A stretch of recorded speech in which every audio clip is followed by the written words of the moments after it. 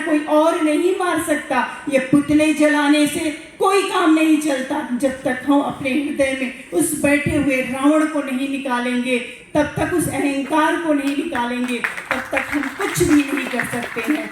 और रावण जैसा और यहाँ पे एक चीज मैंने और देखी है कि ध्यान सिखाया जाता है। रावण जैसा महायोगी कौन हो सकता है?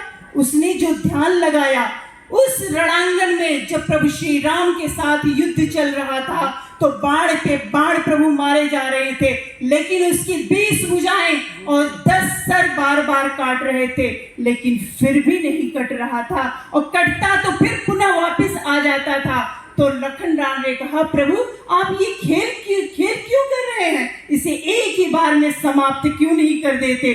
तो प्रभु ने कहा कि जब कोई भक्त अगर ध्यान में हो, वो भी भगवती के या भगवान के, तो भगवान की भी सामर्थ्य नहीं है, काल की भी सामर्थ्य नहीं उसे मार सके। कि प्रभु इस रणांगण में वो कौन सा जाप कर रहा है, कौन सा ध्यान लगाया हुआ है?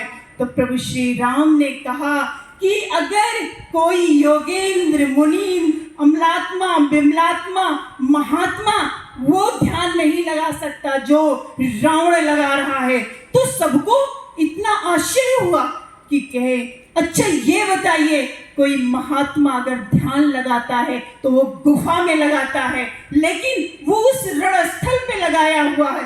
तो लखनलाल ने कहा, प्रभु बताइए तो किसका ध्यान लगाया हुआ है? तब उन्होंने कहा कि वो भगवती सीता का, यही के हृदय बस जानकी, इसके हृदय में सिर्फ जानकी। वो लगातार युद्ध तो कर रहा है, लेकिन चिंतन जानकी जी का कर रहा है। तो कह रहे यही के हृदय बस जानकी, कि प्रभु जब चिंतन कर रहा है तो अपने बाण से उसका सर धड़ से अलग क्यों नहीं कर देते? यही के हृदय बस जानकी, जानकी हृदय मम वास है। और जानकी के हृदय में किसका वास है?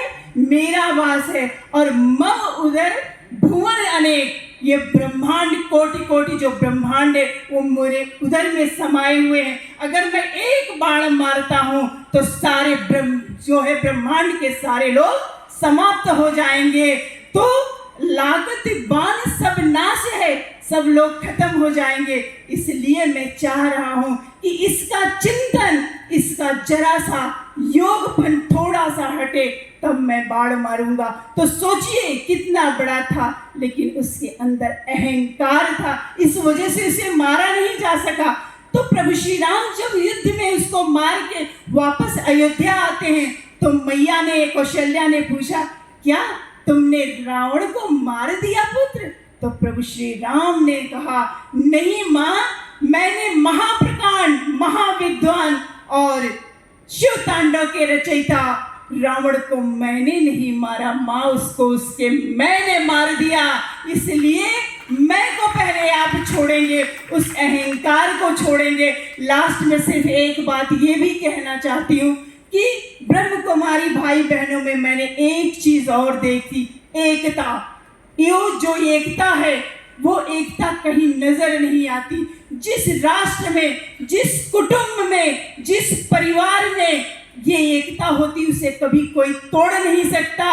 एक बार अंकों में लड़ाई हुई, 9 ने 8 को मारा, 8 ने 7 को मारा, 7 ने 6 को मारा, 6 ने 5 को मारा, 5 ने 4 को मारा, 4 ने 3 को मारा, 3 ने 2 को मारा, और एक ने अपने विवेक का इस्तेमाल किया, और इस्तेमाल करके वो झट से 0 के पास जाके खड़ा हो गया और बोला, आ भाई तू मेरे गले लग जा।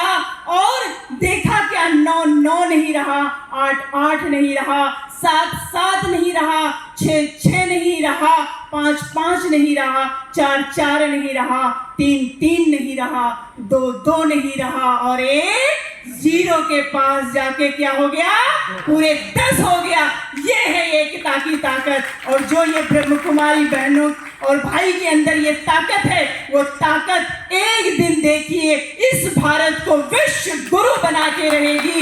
इसी के साथ अपनी वाणी को विराम देती हूँ। कहा जाता है कि अगर, चलिए इसी के साथ अपनी वाणी को विराम देती हूँ।